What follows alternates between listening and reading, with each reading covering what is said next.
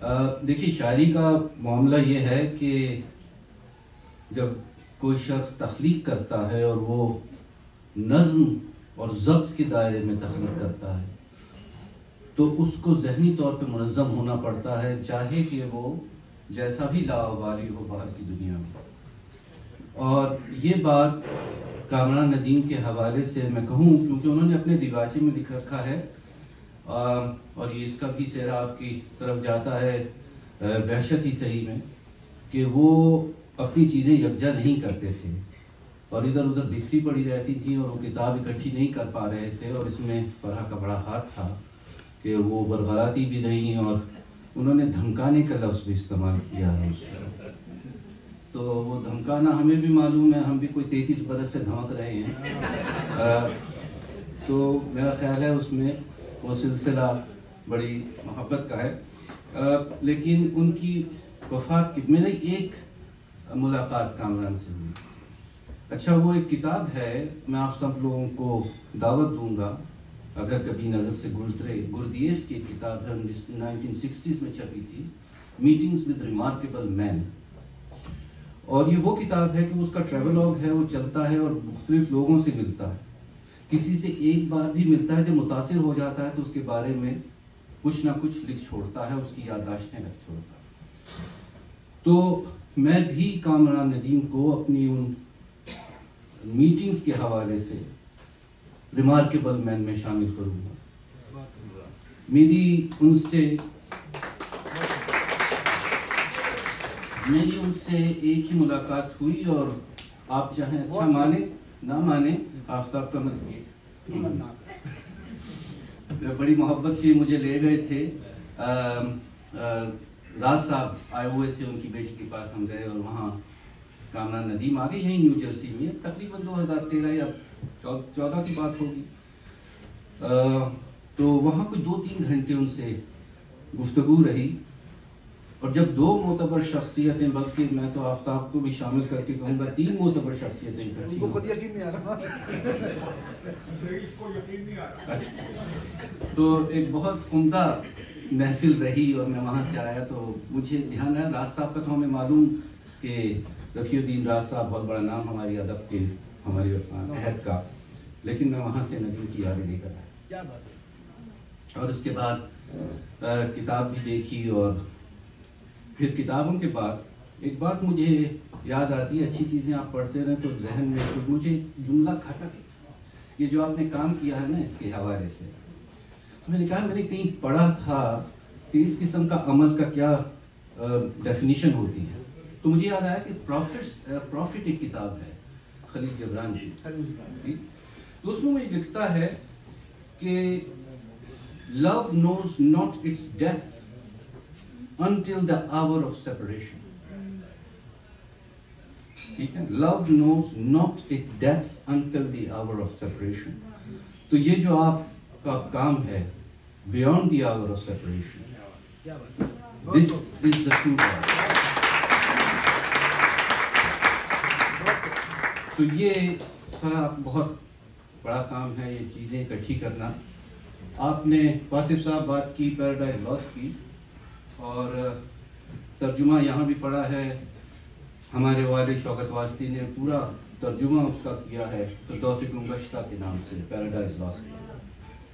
तो हमें मालूम है कि आदमी किन तकालीफ से गुजरता है। हमने अब्बा जी को देखा उस दौरान में, तो आपने भी देखा होगा, वो उनकी भी नज़र जा रही थी जैसे जैसे वो लिखते थे। और तो वो तकलीफ़ें लोग, लेकिन जो बाहिम्मत लोग होते हैं, जिनका नस्बुल ऐन होता है जिन लोगों का, वो इन बातों से घबराते नहीं हैं और वो करते रहते हैं। तो लेकिन एक चीज़ होती है, मैंने प्रॉफिट की बात की और फिर उसमें प्रोफेसी भी आ जाती है। तो नदीम को पढ़ते, कामरान नदीम को पढ़ते 2 जगह में दहल गया। मैं उनके 2 शेर आप तक पेश करता हूँ, आप खुद पहुँच समझ जाएंगे कि क्यों दहल गया।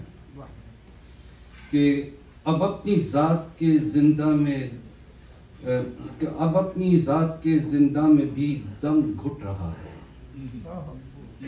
अब अपनी ज़ात के ज़िंदा में भी दम घुट रहा है। कोई दम खुद से मैं आज़ाद होना चाहता हूँ। दहला देने वाला शेर है कि नहीं। और दूसरा शेर और भी ज़्यादा तकलीफ दे भी पढ़ने में होता है ये किसी शायर के लिए कि मुझको तहलील कर दिया पल में, क्या जब मर्ग ना कहानी। तो वो प्रोफेटिक जिसे आप कहते हैं कामरान नदीम की तहरीर में मुझे नज़र आई। एक और बात कहूँ कि जो लोग हसास और सोचने वाले होते हैं, और आपने सुना कि वो कितना काम में अपने जिसे कहते हैं गर्क मुतगर्रक हो जाते थे, तो एक और बात कहीं हमने पढ़ी कि love you talk when you cease to be at peace with your thoughts. तो Kamran probably wants to be at peace with his thoughts, तो हमें छोड़ दे। शायद हम लोग उनकी वो समझते नहीं थे कि हम तक उनकी बात पहुंच रही है, तो उन्होंने कहा हम खिसक लेते हैं इस मजमे से। बहरहाल बहुत बड़ा नाम, ये बहुत काम हुआ है कामरान के हवाले से। आखिर में दो चार बातें मैं और कहता चलूँ। हम सब लोग यहाँ जमा हैं, आपने बड़ा काम किया, आपके साहबजादे ने दूसरे ही रोज़ आपको मुतनब्बा कर दिया था कि हमने करना है, तो नदीम फाउंडेशन बना डाली।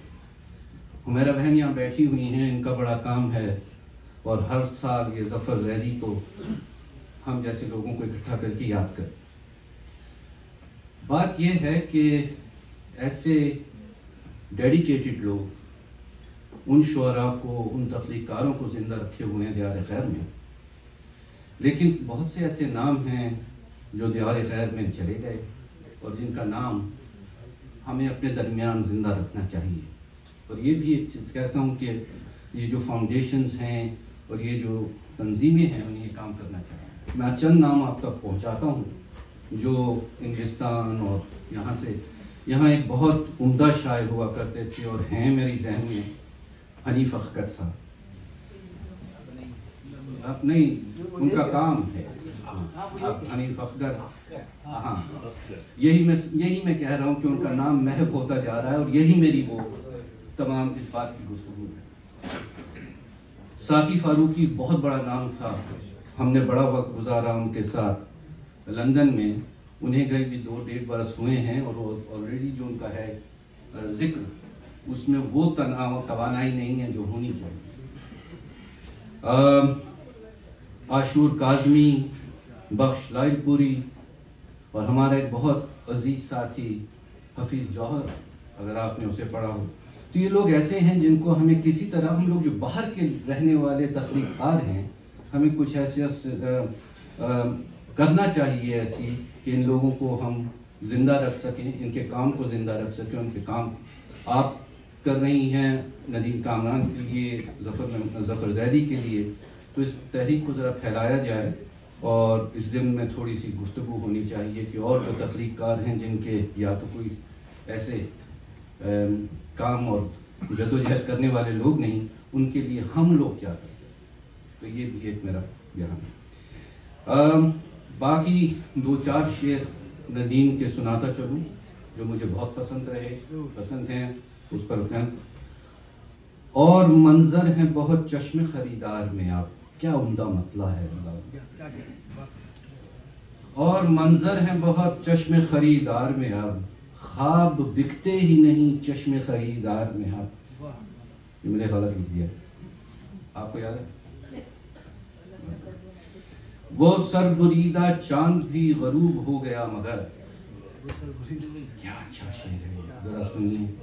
वो सरबुरीदा चांद भी गरूब हो गया मगर, सितारे सहर शबे जवाल में नहीं मिला। सितारे सहर शबे जवाल में नहीं मिला। चाक है अब तेरा गरीबा भी, चाक है अब तेरा गरीबा भी, देख ले इंतकाम वहशत का। तो बहुत मुबारक हो इन दोनों किताबों के अशार पर। और इंशाअल्लाह जब इनसे हम बाकायदा तौर पर वापस पहुंच के घर गुजरेंगे तो हम और भी आपको अपने ख्यालात से इजहार पहुंचाएंगे। बहुत शुक्रिया।